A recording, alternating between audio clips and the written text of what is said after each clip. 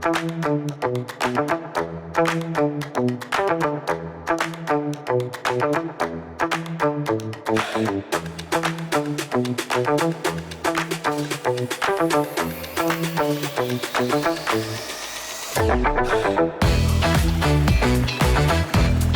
right, so welcome back. It's Maya Acosta. I'm here on behalf of Hello Studios at EarthX 2023, and I have Dr. Jorge Vanegas. Welcome, Dr. Vanegas.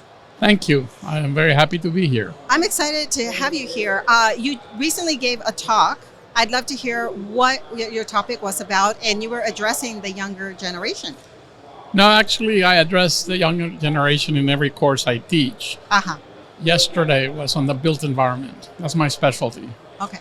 I have degrees in architecture, civil engineering, and construction, so I tend to wear multiple hats in the industry. Sometimes they don't get along, so the inner fights are sometimes pretty interesting.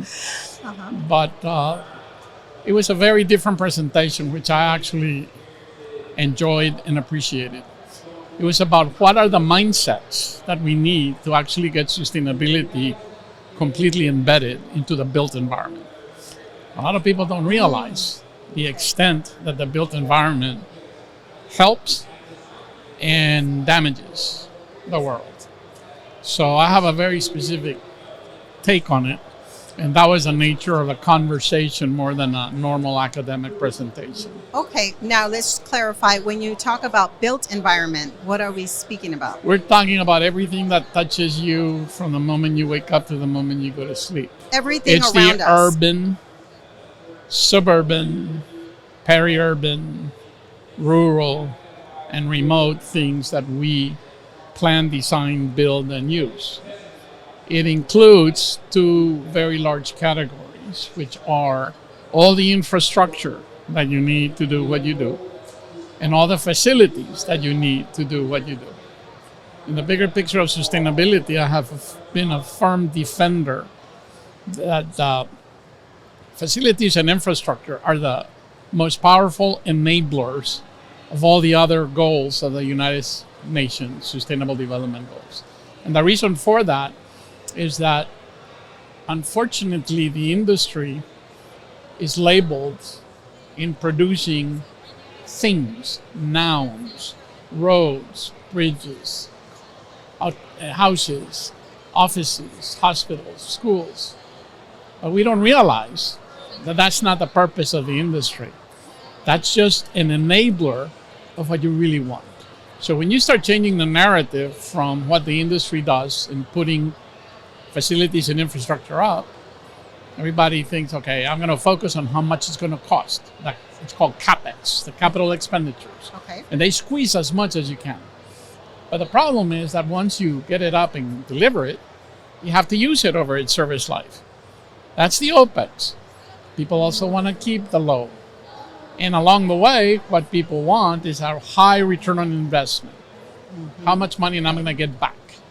But the reality is that if you change the perspective, the one that it costs to put it up, the 10 that it takes to operate it, 100 is what it enables in terms of economic output, in terms of salaries, in terms of everything that it enables. Okay. So if you take a hospital, how much does a hospital represent in terms of the price that you put on human life, wellness, treatment, and all of that? So I tend to look at the world a little bit different, and that's kind of what the presentation was all about. You're talking about a topic in industry, the built environment, that most of us on a daily basis don't really think about. We just sort of assume that things are being put in place, and we complain when construction is happening, when the roads are being fixed, when a building comes up. We don't always complain, but we either benefit from it or not, but we don't really take into consideration the impact on the environment. But think about the following. When you don't complain, you don't see it. It's invisible to you. It becomes visible when it affects you in some way. But you do not see it on how much you are able to do because of that. Yes. So the hidden part is what the industry is shifting. And that is that we need to realize that we waste a lot in terms of physical material waste, in terms of transactional waste that doesn't add any value to what you're doing, in terms of the actual things that end up in landfills, emissions, the energy use, everything. So I believe that we are on the verge of a shift on how to actually plan, design, procure, and build those facilities so that the end user can use them to enable what they are there for. I see. Is that part of that mindset that you're talking about that we need to have? What is it that we, as the average consumer, how do we begin to think about these things? Well, the consumers, directly or indirectly, are the ultimate clients of the capital projects industry. Right. Yes. As a homeowner, you receive a home. Yeah. As someone that works in an office, you work on the office. As someone that needs to be treated at a hospital, you need the hospital. Right. If you have kids, they go to school. So we don't appreciate enough what it does. And because it is so invisible to you, yes, you have no idea on what it takes to actually build one of these things. So it's all about introducing at the right moment all the principles that EarthX stands for, all the principles of conservation, all the principles of, not anymore just building with nature, in harmony with nature, but it's about building like nature. Okay. It's part of it is like when I think about the construction that happens, the developed world.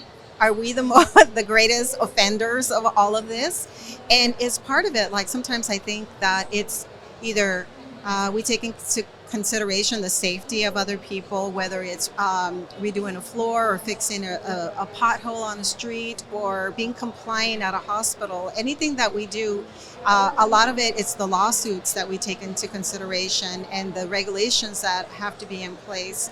And that's why we get involved in some of this construction. I don't know. But are we the greatest offenders as a developed country? Well, we don't wake up every day saying, I'm going to design a really bad building or build a very bad building.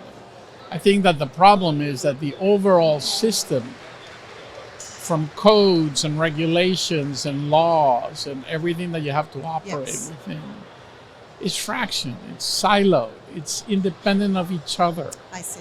So even something as simple as I design, that's a silo. He builds, that's another silo. Yes. Turn it over to the users, that's another silo. Yeah. So what I have been always working, and I am the director of an Institute for Sustainable Communities, is about how everything interrelates with everything and scale it down so that people can actually understand. Yes. If you are city government of a small community, you don't realize how much you could be doing with a community if you apply some of the principles. You're always concerned about the budget. You're always concerned about the tax return. You're always concerned about all of that. But I think the narrative is changing, and one of the bigger ones, and I discussed this yesterday, there's a return on investment, but there are two other ROIs that people don't pay attention to. Okay. And that is the return on impact. How many lives are you touching through your projects? Very important. How many lives have you saved because of that hospital? How many kids have you educated because of that school? Yeah. How many people have a shelter and a roof to go to at night? Yeah.